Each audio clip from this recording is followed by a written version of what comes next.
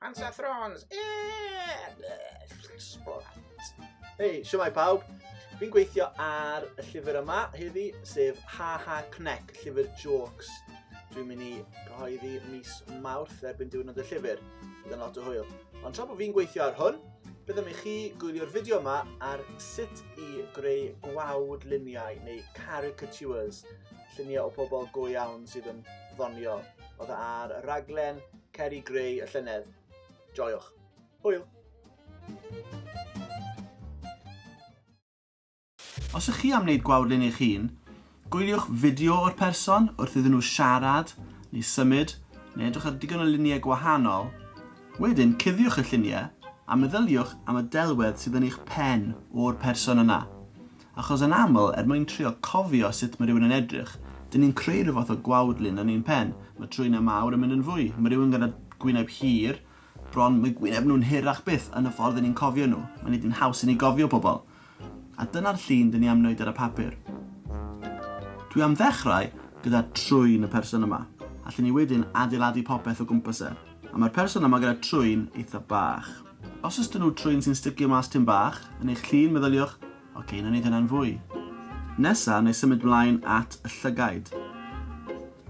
Mae'r llygaid yn bwysig iawn hefyd i ddangos cymeriad person.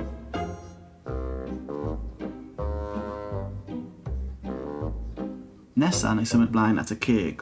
Meddyliwch, ydych chi eisiau dangos y person yn gwenu, neu'n edrych yn grac, neu'n drist. Mae'r ffordd ych chi'n symud eich ceg yn newid gweddill y gwyneb yn llwyr. Gwenu, a mae'r llygad yn sgrinsio lan. Fel hyn, mae'n tynnu'r gwyneb i lawr. Wrth feddwl am siap gwyneb person, meddyliwch, os ydyn nhw'n grwn, newch yn hollol grwn. Os oes dyn nhw wyneb sy'n bach yn dew, falle newch yn dewach fydd. Ond peidiwch newid y siap. Os oes dyn rhywun wyneb hir, peidiwch rhoi gwyneb crwn iddyn nhw, neu fydd e'n newid yn llwyr. Fydd e ddim yn edrych fel y person o gwbl. Dwi wedi cyrraedd darn o'r person yma, falle fydd e'n helpu chi dyfalu pwy yw e. Y gwallt. Dyn ni angen gorddweud mwyn wneud y llun yn fwy doniol. Os oes dyn nhw lot o wallt cyrliog, newch yn fwy cyrliog fydd.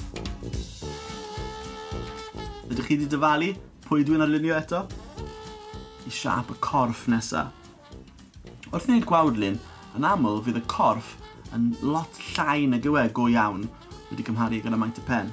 Mae hwnna oherwydd ar y gwyneb mae'r holl darnau pwysig o ran adnabod rhywun. Ond mae'r corff hefyd yn gallu dweud lot am rhywun. Felly triwch edrych ar siap corff rhywun, neu siap y dillad ar eu corff nhw. Fydd yn help i adnabod pwy yw e. Mae'r person yma, fel arfer i weld, yn gwisgo siwt.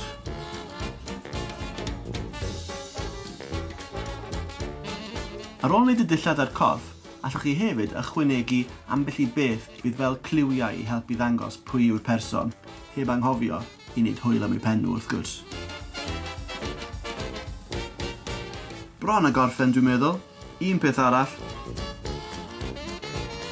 Yn ola, byddai angen ychwanegu ychydig o liw i'r gwawdlun yma. Oren, dwi'n meddwl.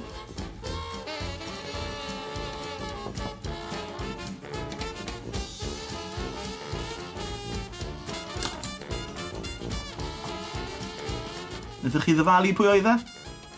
Ie, arlywydd America, Donald Trump, wrth gwrs.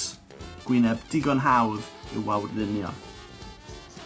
Cam olaf, arwyddoch gwaith, wrth gwrs.